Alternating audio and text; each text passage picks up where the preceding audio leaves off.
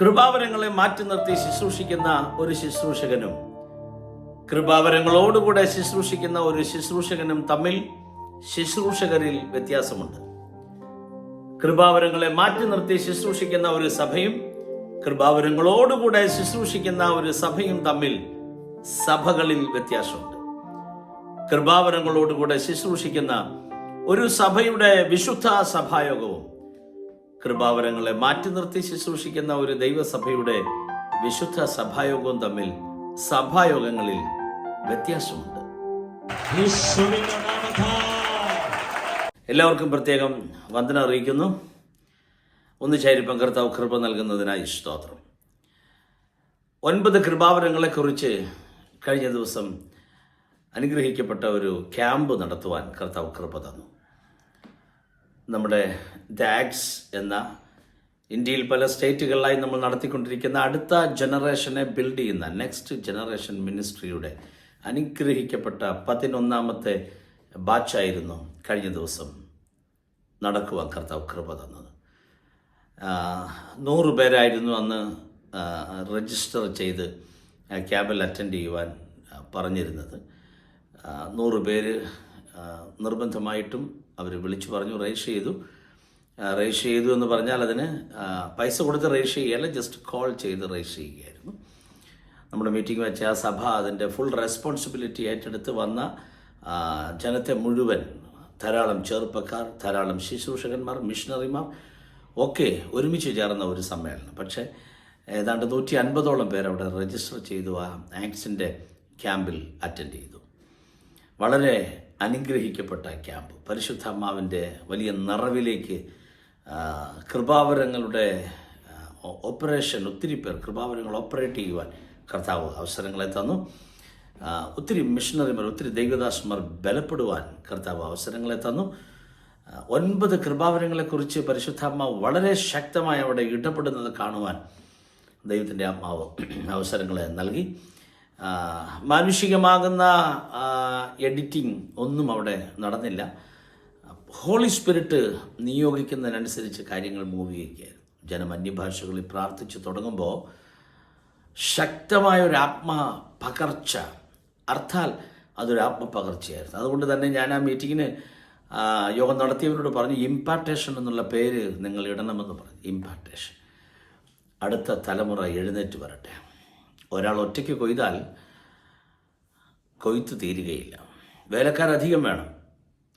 അതിനുവേണ്ടി വേലക്കാരെ അയക്കേണ്ടതിനായിട്ട് നമ്മൾ യജമാനനോട് അപേക്ഷിച്ചേ പറ്റുകയുള്ളൂ. അതിനനുസരിച്ച് അവരെ ബിൽഡ് ചെയ്യുകയും ചെയ്യും.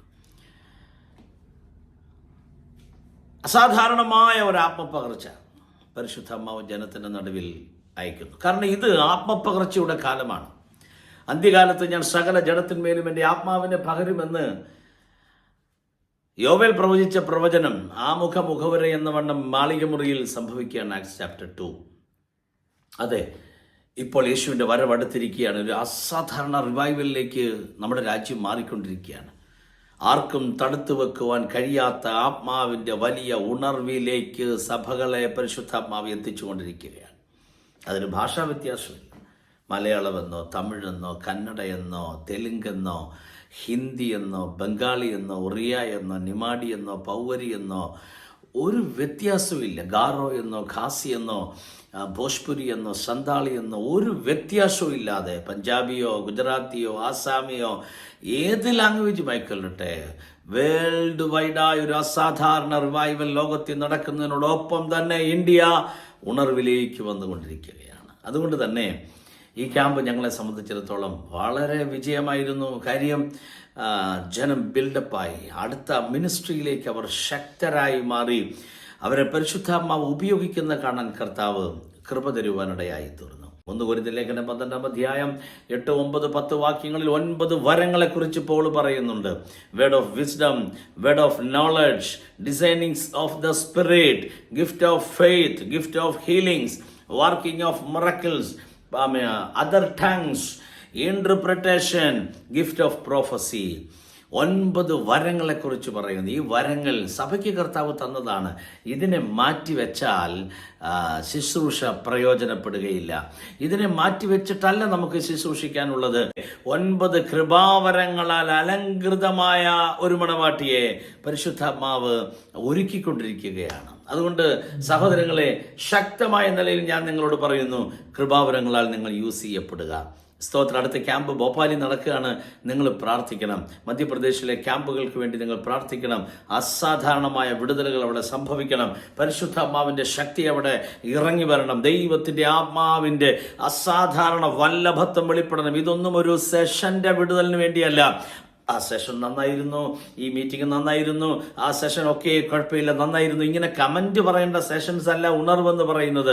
അടുത്ത ജനറേഷനെ ബിൽഡ് ചെയ്ത് മിഷന് വേണ്ടി അവരെ ധൈര്യപ്പെടുത്തി, അവർ വേലയിൽ ഡൗൺ ആയിരിക്കുകയാണെങ്കിൽ അവർക്ക് ആത്മാവിൻ്റെ ഒരു ഫ്യൂവൽ പകർന്നു കൊടുത്ത് ശക്തിയോടെ തീയായ അവരാളിക്കത്താൻ പരിശുദ്ധാത്മാവ് അവർക്ക് കൃപ കൊടുക്കണം. Praise God. അപ്പം അതുകൊണ്ട് ദൈവമക്കൾ ദൈവസന്നിധി പ്രാർത്ഥിക്കണം.